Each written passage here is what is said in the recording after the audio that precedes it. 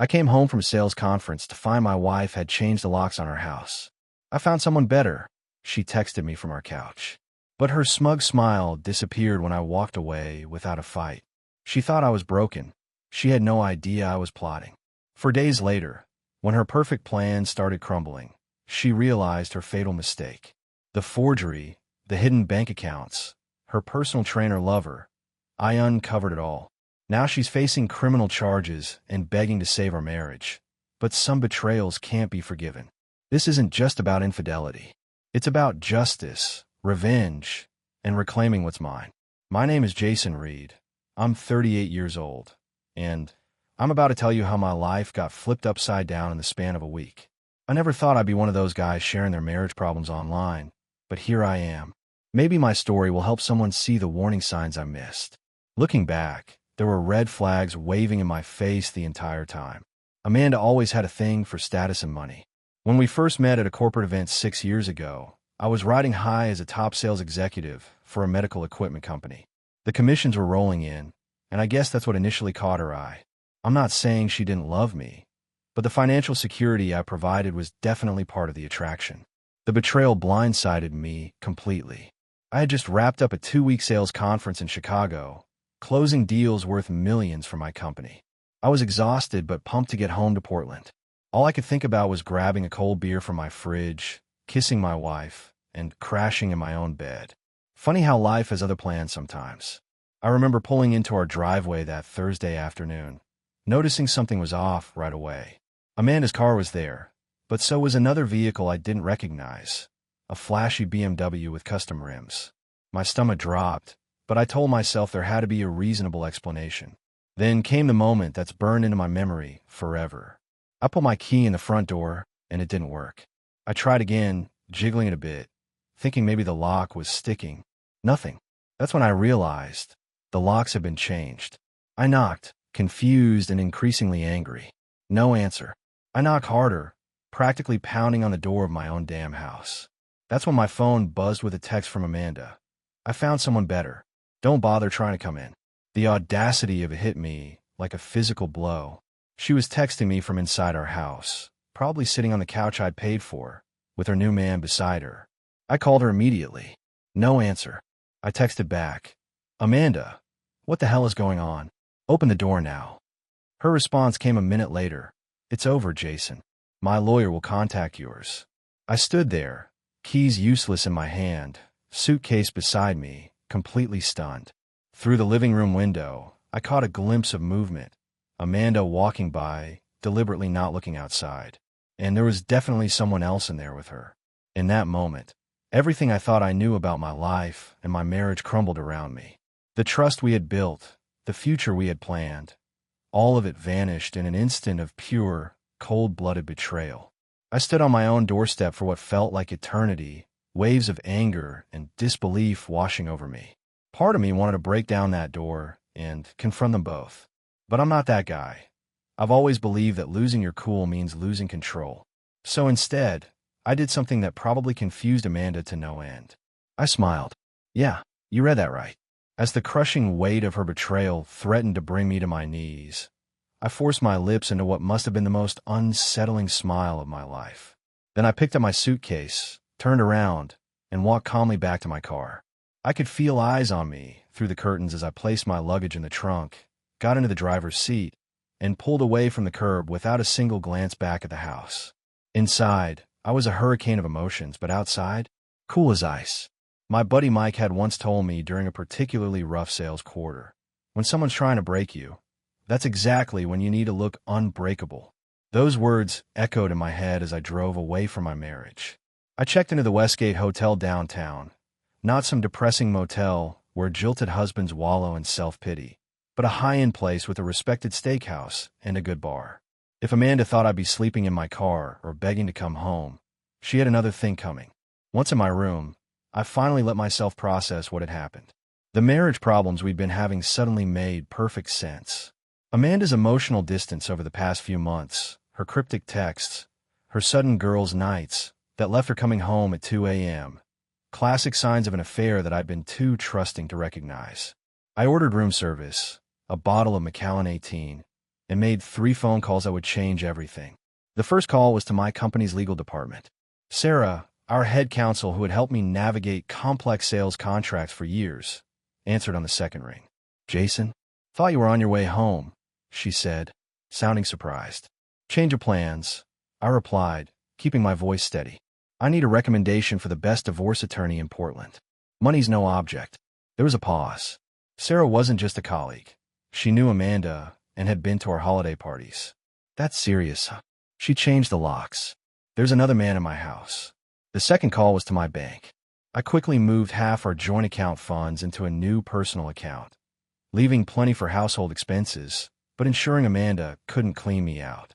Not illegal, just prudent. The third call was to a private investigator recommended by our company's security team.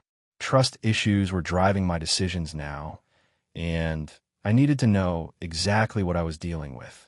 As I sipped my scotch and watched the city lights below, my phone buzzed with a text from Amanda. Where are you? We need to talk. I laughed out loud. No angry response, no desperate pleading. Instead, I simply turned off my phone, finished my drink, and got the first good night's sleep I'd had in months. The calm I felt wasn't resignation. It was the quiet confidence of a man who had already decided how this story would end. Little did Amanda know, her betrayal had freed me from a relationship that had been suffocating me for longer than I'd been willing to admit. Sometimes, when someone shows you who they really are, the best response is simply to believe them and walk away with a smile. The next morning, I woke up with a clarity I hadn't felt in years. Amazing how catching your wife in an act of betrayal can snap everything into focus. My phone showed 12 missed calls from Amanda and a string of increasingly desperate texts. I ignored them all. Instead, I met Carter Willis, the private investigator I'd hired, for breakfast in the hotel restaurant. Carter looked exactly like you'd expect, weathered face, calculating eyes, and a no-nonsense attitude that told me he'd seen every kind of relationship crisis imaginable. So, he said after ordering coffee, tell me everything. I laid it all out. The marriage problems that had been simmering beneath the surface, Amanda's obsession with status and money, the emotional distance that had grown between us over the past 6 months. I told him about coming home to change the locks and the mystery man in my house. This isn't just about gathering evidence for a divorce, I explained. I need to know what I'm dealing with. How long has this been going on? Who is this guy? And is she trying to take me for everything I've got? Carter nodded, jotting notes in a small black notebook. People having affairs get sloppy. They leave digital footprints everywhere. Bank statements, phone records, social media, they all tell a story. By noon, I was sitting in the office of Diane Mercer, the divorce attorney Sarah had recommended. With her steel gray bob and tailored suit, Diane exuded competence and ruthlessness in equal measure. Do you have a prenup? She asked immediately. No, I admitted. We got married before my career really took off. Diane frowned. That complicates things. Oregon is an equitable distribution state. Without evidence of financial misconduct, courts typically aim for a fair split of assets acquired during marriage. What if there's evidence she's been planning this for months, using my money to set up her exit strategy? A small, predatory smile appeared on Diane's face. That would change everything. Financial infidelity alongside emotional infidelity? Judges don't look kindly on that. As I left Diane's office, my phone rang again. Amanda. This time I answered. Where are you? She demanded, her voice a mixture of anger and panic. You can't just disappear. I almost laughed at the irony. Funny, I thought that's exactly what you wanted. Me gone so you could move your boyfriend in. It's not what you think, she started, using that condescending tone I'd grown to hate. Save it. I cut her off. I'll be communicating through my attorney from now on. Your attorney? Her voice rose an octave. Jason, don't be dramatic. We can work this out between us. Translation. She didn't want lawyers involved because she had something to hide. Like you worked out changing my locks? Or moving another man into my house? I kept my voice calm, remembering Diane's advice to document everything. Goodbye, Amanda. I hung up feeling stronger than I had in months. The trust issues that had been nagging at me suddenly made perfect sense. The late-night text she'd shield from my view. The mysterious weekend, work retreats. The new lingerie I never saw her wear. That afternoon, Carter called with his first report. Your wife has been seeing this guy for at least 4 months, he said without preamble. His name is Eric Townsend. Works at her gym as a personal trainer. A personal trainer. Of course. The pieces were falling into place. There's more, Carter continued. She's been moving money from your joint accounts into a private account. About $35,000 so far. And there was the smoking gun. Not just emotional betrayal, but financial betrayal too. I thanked Carter and immediately called Diane with the news. Her response was immediate. We've got her. For the first time since I'd found myself locked out of my own home, I felt a genuine smile spread across my face. Amanda thought she was so clever, but she had no idea what was coming her way. 3 days after being locked out of my own house, I was operating like a man with a mission. Carter the PI had been worth every penny, delivering a folder thick with evidence of Amanda's betrayal. Your wife and Eric have been seeing each other for at least 7 months, he explained as we sat in his cluttered office. I've got time-stamped photos of them together going back to last fall. 7 months. That meant Amanda had been cheating almost since I'd started taking on more travel for work. While I was flying across the country closing deals to support her lifestyle, she was starting an affair with her personal trainer. The classic cheating wife scenario was almost cliché. Carter slid several photos across the desk. Amanda and Eric entering hotels. Intimate dinners at restaurants I'd never been to. Even one of them kissing in the parking lot of our gym. Each image was like a knife, but I needed to see it all. The financial trail is even more interesting, Carter continued. She's been paying for couples spa weekends, expensive dinners, even a Rolex for him last month, all from your joint account. I remember that unexplained credit card charge. She claimed it was a gift for her brother. Just another lie in what was apparently a relationship built on deception. Most damning of all, Carter said, handing me a document. She transferred the deed to your house in her name 3 weeks ago. The signature on the transfer document, it's not yours. I stared at the paper, at the forgery of my signature. This wasn't just infidelity anymore. This was fraud. Within the hour, I was sitting with Diane showing her everything Carter had uncovered. This is identity theft and fraud, Diane said, examining the forged deed. We're filing criminal charges immediately. By the end of the day, I had filed a police report for forgery and identity theft. Diane had also secured an emergency court order allowing me access to my home to retrieve personal belongings and documentation. The order specifically stated that Amanda and any other occupants had to vacate the premises during my scheduled visit. I also contacted my bank's fraud department with evidence that Amanda had been making unauthorized transfers. They froze our joint accounts pending investigation, cutting off her financial pipeline. That evening, I received a panic call from Amanda. What did you do? She demanded. My cards aren't working. Maybe talk to Eric about it, I replied coolly. I hear he's been enjoying the fruits of those cards for months. This is ridiculous, she sputtered. You can't just. Actually, I can. And tomorrow at 2 p.m., I'll be coming to the house with a police escort to collect my things. Court order. You and your boyfriend need to be gone. The silence on the other end was deeply satisfying. Jason, please. Her voice had changed completely, growing soft, pleading. We need to talk about this. I made a mistake. No, Amanda. I corrected her. A mistake is forgetting an anniversary. What you did was calculated betrayal. I hung up, feeling the first real sense of control since this nightmare began. At precisely 2 p.m. the next day, I pulled up to my house with a police officer beside me. Seeing my own home as a restricted zone felt surreal, but the officer's presence gave me confidence as we approached the front door. Mr. Reed, I'm Officer Hernandez. I'll be here to ensure compliance with the court order, he explained professionally. I nodded gratefully as we rang the doorbell. No response. After a second ring, the officer knocked firmly. Police. We have a court order. Finally, the door opened. Amanda stood there, eyes puffy from crying, wearing the silk robe I bought her for our anniversary. No sign of Eric. You have 90 minutes to gather essential personal items, Officer Hernandez informed me, showing Amanda the court order. Mrs. Reed must remain present, but cannot interfere.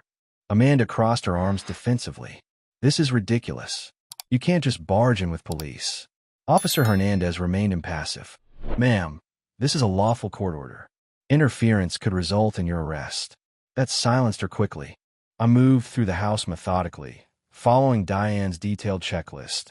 Personal documents, irreplaceable items, evidence of my ownership. The place already felt different. Eric's protein shaker in the kitchen, unfamiliar shoes by the door, subtle signs of my replacement. In my office, I found my safe unlocked and partially emptied. My grandfather's Rolex was missing, along with several other valuables. "Did you take items from my safe?" I asked Amanda, with Officer Hernandez as witness. "They're my things too," she mumbled. I took photos of the safe and made notes for my attorney. In a master bedroom, more signs of Eric, men's deodorant on the dresser, a phone charger that wasn't mine. I photographed everything. Opening my closet, I found half my clothes gone. "Where are my things?" Amanda shrugged. "I donated some stuff to Goodwill. You never wore it anyway."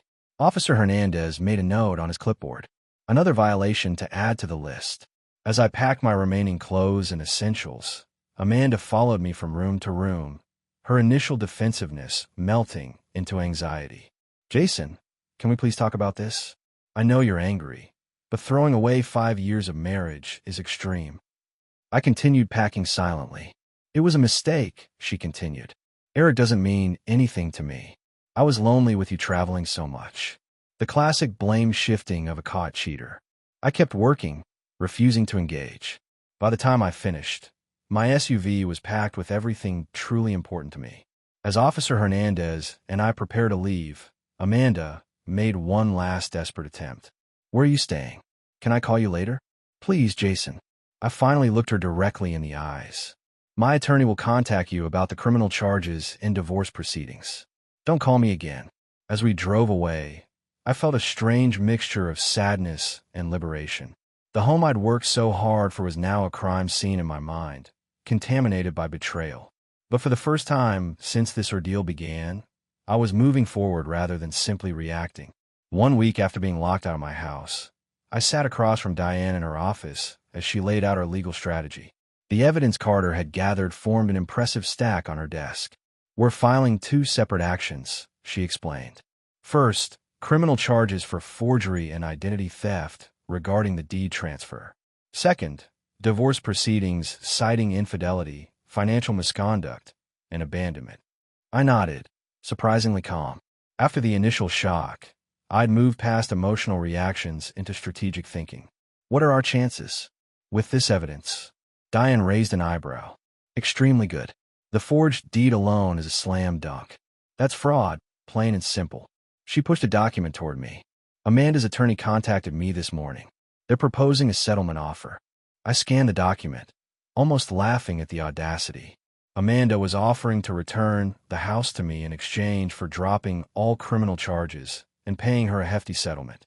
She steals my house through forgery, then offers to give it back if I pay her. I shook my head in disbelief. "Not happening." "Good," Diane said, seeming pleased with my response. "Because we could do much better. I recommend countering with our own terms." Our counter was straightforward. Amanda would face the criminal charges for forgery.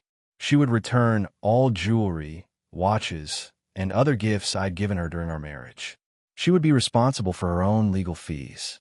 And most importantly, she would receive nothing in the divorce settlement due to her documented fraud. "She won't accept these terms," Diane warned. "But it establishes our position clearly. We're not negotiating with a criminal." "What about the personal trainer?" "Eric," I asked. "We're naming him as correspondent in the divorce," Diane confirmed. "Plus, there could be criminal conspiracy charges if we can prove he knew about or helped with the forgery." Just then, my phone buzzed with a text from Amanda. "Please call me. We need to talk before this gets worse." I showed Diane the message.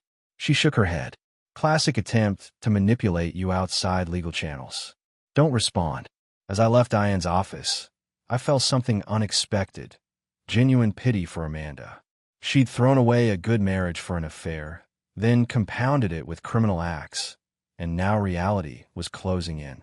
I'd learned something valuable from this crisis. When faced with betrayal, respond not with blind emotion, but with methodical action.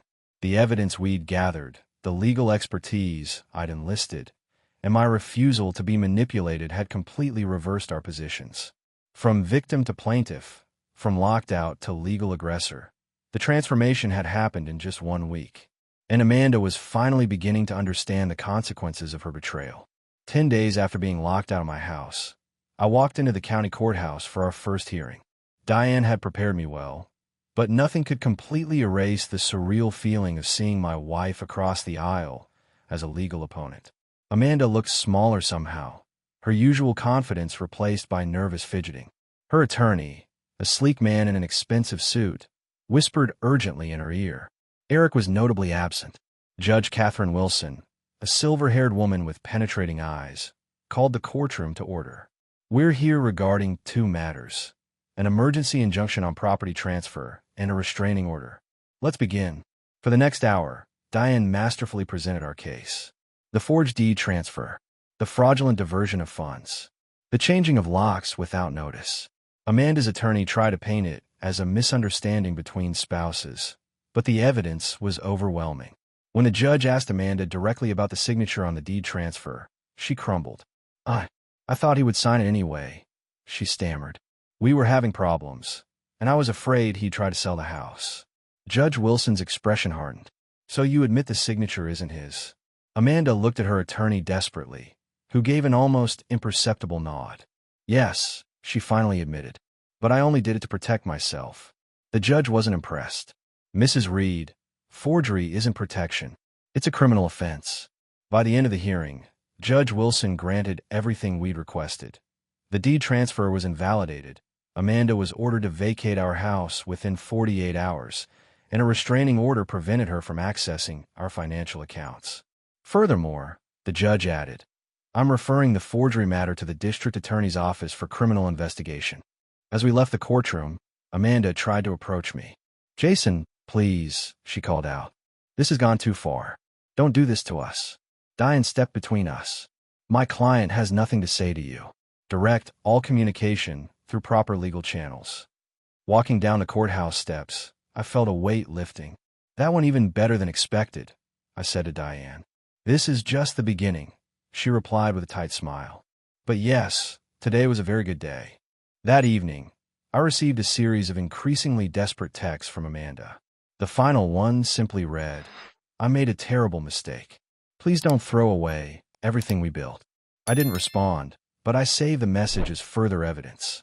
The tables had completely turned. The woman who had locked me out of my home was now herself being forced to leave. Karma, it seemed, worked faster than I'd expected. 2 weeks after being locked out, I stood in front of my house with a new set of keys. The court had granted me exclusive use of the property while the divorce proceedings continued. It felt strange returning to the place that had been the scene of such betrayal. As I turned the key and pushed open the door, I was struck by the emptiness. Amanda had clearly removed many of her belongings during her court-mandated exit. Good. Less to deal with later. Walking through each room felt like touring a museum of my failed marriage. The living room where we'd hosted dinner parties. The kitchen where we'd cooked together on lazy Sundays. The bedroom. I couldn't bring myself to enter that room yet. My phone rang. It was Carter. "Just checking in," he said. "How's the homecoming?" "Weird," I admitted. "Like I'm walking through a movie set of my former life." "That's normal," he assured me. "Listen, I've got an update on your wife. Since the hearing, she's been staying at Eric's apartment." I wasn't surprised, but the confirmation still stung slightly. And they've been fighting. Neighbors have called in noise complaints twice. Seems the relationship isn't holding up well under pressure. I found myself feeling nothing but mild curiosity. "What about the financial investigation?" "That's actually why I called," Carter said, his tone shifting. "We found evidence that Eric knew about the forgery. Text messages where they discussed the plan. Amanda sent him photos of your signature to practice copying." This was huge. Evidence of conspiracy that could strengthen both the criminal case and our divorce position. Later that evening, Diane called to confirm she'd received Carter's findings. "This changes things," she said. "With evidence of conspiracy, Eric could be facing charges too. I suspect once he understands that, he might distance himself from Amanda quickly." She was right. The next morning, Amanda called me sobbing. I almost didn't answer, but curiosity won out. "Eric kicked me out," she cried. "He says I'm too much trouble now. Where am I supposed to go?" The desperation in her voice would have moved me just weeks ago. Now, I felt only a cool detachment. That's not my problem anymore, Amanda. But I have nowhere to go. My parents live in Florida, and all our friends are taking your side. You should have thought about consequences before committing forgery and infidelity. I replied calmly. Talk to your attorney about your options. After hanging up, I realized something important. The pain of betrayal was fading. In its place was a growing sense of freedom and possibility. 3 weeks after the initial betrayal, I sat in Diane's office reviewing the final divorce settlement proposal. Things had accelerated dramatically when the district attorney formally charged Amanda with forgery and identity theft. Facing criminal charges, she was suddenly eager to resolve the divorce quickly. She's accepting all our terms, Diane said, sliding the document across her desk. No claims on the house, no alimony, equitable division of genuine joint property, and she'll cover her own legal fees. I scanned the paperwork carefully. What prompted this reversal? Last week she was still fighting for half of everything. Reality, Diane said simply. Her attorney finally convinced her that contesting the divorce while facing criminal charges would only make her situation worse. Plus, there's this. She handed me a printout of a news article. Eric Townsend had been fired from the gym where he worked after management discovered he was involved in a forgery investigation. The article mentioned Amanda by name as his co-defendant. Her world is collapsing, Diane observed. Eric abandoned her. Her reputation is in tatters, and she's facing potential jail time. The divorce is the least of her problems now. I felt a complex mix of emotions, satisfaction that justice was being served, but also a strange, distant sadness for the woman I once loved. What about the criminal case? I asked. The DA is offering a plea deal, probation instead of jail time if she admits guilt and pays restitution. Given her lack of prior criminal history, she'll likely take it. I nodded, feeling it was a fair outcome. Let's finalize the divorce then. That afternoon, I received a letter from Amanda. Not an email or text, but an actual handwritten letter. I almost threw it away unopened, but curiosity won out. Jason, it began, by the time you read this, our divorce will be nearly finalized. I know apologies are meaningless at this point, but I need you to know how deeply I regret what I did. Not just because of the consequences I'm facing, but because I threw away something genuine for something hollow. Eric left the moment things got difficult. Exactly what I once accused you of doing, but never did. You deserve better than my betrayal. I see that clearly now, for days too late. I hope someday you find happiness with someone worthy of your loyalty. It was signed simply, Amanda. I folded the letter and put it away, feeling neither vindication nor anger, but something quieter, the final closing of a chapter in my life. Amanda had made her choices, and now we were both living with the consequences. The difference was, my future still held promise. I was rebuilding, while she was just beginning to understand what she had destroyed. 6 months after being locked out of my house, I stood in the front yard watching a real estate sign being hammered into place. Despite winning the legal right to keep the house in the divorce, I decided to sell it. Some places carry too many memories to ever truly feel like home again. The divorce had been finalized 3 months ago, with Amanda accepting all our terms. She'd also taken the DA's plea deal on the forgery charges, 2 years probation, community service, and restitution payments. Last I heard, she'd moved back to Florida to live with her parents and was working remotely for a marketing firm. Eric had disappeared completely from the picture, unwilling to face the consequences of their relationship crisis. My career had rebounded stronger than ever. The company had created a new position for me, Director of National Sales, that required less travel but offered more responsibility and compensation. I'd accepted it gratefully, recognizing that my marriage problems had partly stemmed from my constant absences. You sure about selling? Mike asked as we watched the real estate agent drive away. He'd been my rock throughout this ordeal, offering his guest room when needed and never once saying, "I told you so," despite having warned me about Amanda's materialistic tendencies years ago.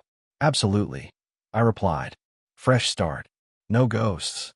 The trust issues I developed through Amanda's betrayal were still there, but I was working through them.